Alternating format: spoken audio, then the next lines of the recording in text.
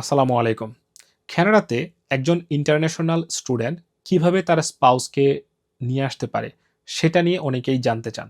Normally ২১ জানুয়ারি ২০২৫ সালের আগে কানাডাতে এ ধরনের শর্ত ছিল না যে নির্দিষ্ট কিছু শর্ত মানলেই স্পাউসকে আনতে পারবে।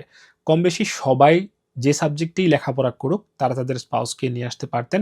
তবে ২১ জানুয়ারি ২০২৫ থেকে গভর্নমেন্টের নতুন নিয়ম অনুযায়ী যদি কেউ তার স্পাউসকে নিয়ে আসতে চায় একজন ইন্টারন্যাশনাল স্টুডেন্ট হিসেবে, তাকে অবশ্যই ব্যাচেলরের এই যে সাবজেক্টগুলো আপনারা দেখছেন এই সাবজেক্টগুলোর যে কোনো একটাতে পড়াশোনা করতে হবে।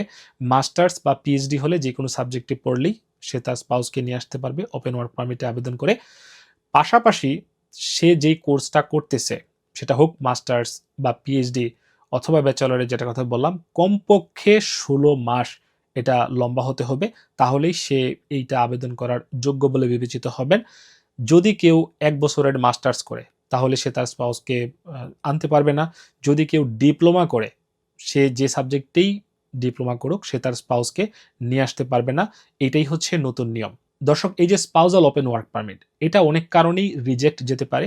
তার মধ্যে একটা কারণ হচ্ছে সঠিক কোর্স অনুযায়ী আপনি যদি লেখাপড়া না করেন, পাশাপাশি আপনি আর্থিক যে সক্ষমতা আছে সেটাও দেখাতে হবে, ইনটেনশন আছে সেটাও আপনাকে ভালোভাবে ব্যাখ্যা করতে হবে।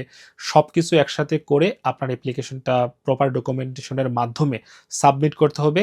অন্যথায় আপনার অ্যাপ্লিকেশনটি কিন্তু রিজেক্ট যেতে পারে এবং বর্তমান সময়ে এ ধরনের প্রচুর রিজেকশন আমরা দেখতে পাই। সো আপনারা যদি নিজের কাজটা নিজেরা করেন তাহলে প্রপারলি করার চেষ্টা করবেন। আর যদি আপনাদের কোনো কনফিডেন্সের ঘাটতি থাকে, আপনারা কোনো একজন এক্সপার্টের পরামর্শ নিতে পারেন। আমি একজন রেগুলেটেড কানাডিয়ান ইমিগ্রেশন কনসালটেন্ট হিসেবে আমিও আপনাকে আপনার ফাইলটা প্রসেসিংয়ে সাহায্য করতে পারি। আপনারা আমার সাথেও যোগাযোগ করতে পারেন। দর্শক, এই যে স্পাউজাল ওপেন ওয়ার্ক পারমিট, এটার প্রসেসিং টাইমটা বর্তমানে হচ্ছে ২৫৫ দিন। তাহলে বুঝতেছেন এটা অনেক লম্বা একটা সময়। আপনাকে লম্বা সময় অপেক্ষা করে যদি আপনি রিজেকশন পান, তাহলে দেখা গেছে আপনার অনেক বড় একটা সময়ের অপচয় হচ্ছে। তাই আবেদন করার সময়ই আপনাকে যথেষ্ট সচেতন থাকতে হবে।